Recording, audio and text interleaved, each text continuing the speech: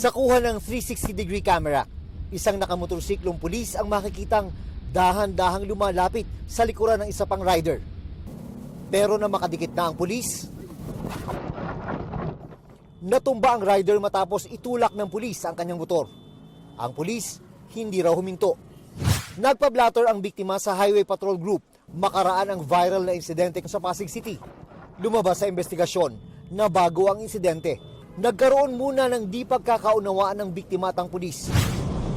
Dahil daw sa alanganing pag-overtake ng pulis. Hinabol raw ng complainant ang pulis na nauwi na nga sa pagtulak nito sa kanya.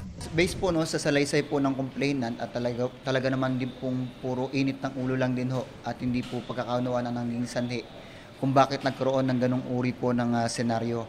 Sumuko sa Quezon City Police District ang pulis na nasangkot sa insidente. Dinisarmahan na siya. Siya po ay maharap din po sa kaso na una po yung reckless imprudence resulting to physical injury. Maaari ring masampahan ng pulis ang reklamong administratibo dahil nakita sa video na putol ang plaka na nakakabit sa kanyang motorsiklo. Pinatawan na ng Land Transportation Office ng 70 araw na preventive suspension ang lisensya ng pulis. Pinapaharap din siya sa LTO para maimbestigahan. June Veneracion, Nakatutok, 24 Oras.